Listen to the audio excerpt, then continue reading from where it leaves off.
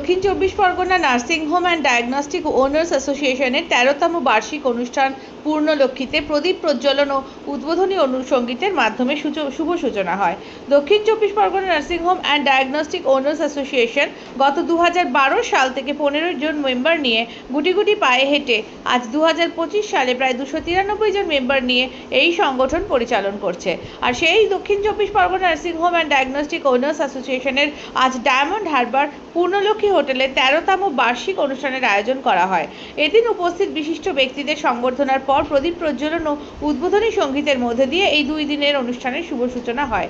এদিন সাংসদ অভিষেক বন্দ্যোপাধ্যায়ের প্রতিনিধি হিসেবে উপস্থিত হয়ে প্রদীপ প্রজ্বলন করলেন পরিবহন দপ্তরের রাষ্ট্রীয় মন্ত্রী দিলীপ মণ্ডল। এছাড়াও সঙ্গে উপস্থিত জয়নগর লোকসভা কেন্দ্রের সাংসদ প্রতিমা মণ্ডল, ডায়মন্ড হারবার বিধানসভার বিধায়ক Pannalal Haldar, doctor Ranjan Adhikari, MSVP medical college Kolkata, Diamond Harbour মহিলা কলেজের রেজিস্ট্রার সাইদুর রহমান, রাজ্য ইমাম অ্যাসোসিয়েশনের সভাপতি বাকি বিল্লা মোল্লা, ডায়মন্ড হারবার পৌরসভার চেয়ারম্যান প্রণব কুমার দাস, দক্ষিণ চব্বিশ Pargana nursing home and diagnostic owners welfare অ্যাসোসিয়েশনের সভাপতি জাহিরুল ইসলাম শেখ এবং সম্পাদক নূর ইসলাম Mir, doctor Akbar Hossain medical officer Panchagram সহ বিশিষ্ট ব্যক্তিবর্গ, অন্যান্য ডাক্তারবৃন্দ প্রমুখ।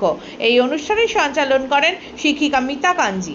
আমরা সাউথ চব্বিশ পরগনায় এত বড় একটা ডিস্ট্রিক্ট, যে ডিস্ট্রিক্টে আমরা কয়েকটা নার্সিং ওনার মিলে 2012 সালে আমরা একটা অ্যাসোসিয়েশন সংগঠন করেছিলাম।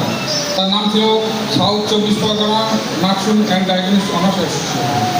সেই 2012 সাল থেকে আমরা গুটি গুটি পায়ে পায়ে হাঁটতে হাঁটতে আজকে আমাদের সমস্ত 24 পরগনা নার্সিং হোম এবং ডায়াগনস্টিক মিলে আমাদের মেম্বারশিপ দাঁড়িয়ে 293 জন। তবে প্রত্যেকে আমি আমার অন্তঃস্থল থেকে ধন্যবাদ জানাচ্ছি আমাদের সংগঠনের মধ্যে আসার জন্য। এবং এই সংগঠন আমরা গত কয়েকদিন আগে বারাইপুরে আমরা একটা কনফারেন্স করেছিলাম। ওখানে ডিস্ট্রিক্ট কনফারেন্সে আমাদের স্টেটের সঙ্গে আমরা অ্যাডজাস্ট হয়েছিলাম।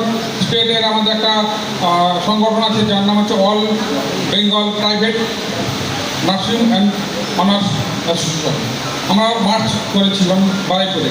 আজকে আমি বলি আমাদের সাউথে যে সমস্ত প্রত্যন্ত সুন্দরবন এলাকায় নার্সিংহোমগুলো আছে, ক্যানিং, গোসাবা, বাসন্তী এবং পাথর প্রতিমা, এই সমস্ত এলাকাগুলো মানুষের আমরা পরিষেবা দিতে গিয়ে দেখেছি ওই সমস্ত এলাকায় তখন একটা সময় 2012 সাল থেকে ডাক্তার অথবা নার্স এসেছিল।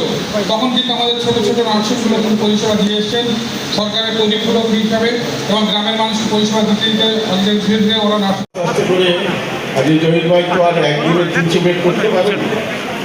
একটা লক্ষ্য ছিল, মানসিকতা ছিল, চিন্তা ছিল, সেবা করার মানসিকতার জায়গা থেকে লক্ষ্যে পৌঁছানোর একটা তার সুচিন্তিত জায়গা ছিল, যার জন্য আপনি কিন্তু পৌঁছেছি এবং ঠিক কথা রাখতে পেরেছে, ঠিকভাবে কথার মধ্যে দিয়ে কাজ করেছে। এই যে নার্সিংহোম কখনই সে প্রতিষ্ঠা হয়, কয়েকটা জিনিস লক্ষ্য রাখতে হবে।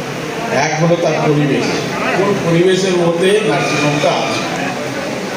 দ্বিতীয় হলো অ্যাডমিনিস্ট্রেশন, কতটা প্রশাসনিকভাবে তারা ঠিকভাবে পরিচালনা করছে। একজন আছে প্রতিটা জায়গায় ঘুরে ঘুরে বেড়াবে, রুগীর সাথে দেখা করে। ডাক্তারবাবুরা যেমন দেখেন, তেমনি নার্সিংহোমের যিনি মালিক হবেন বা যিনি প্রশাসন চালাবেন, তিনিও লক্ষ্য করে যেমন ঠিকভাবে তার পরিষেবাটা করছে।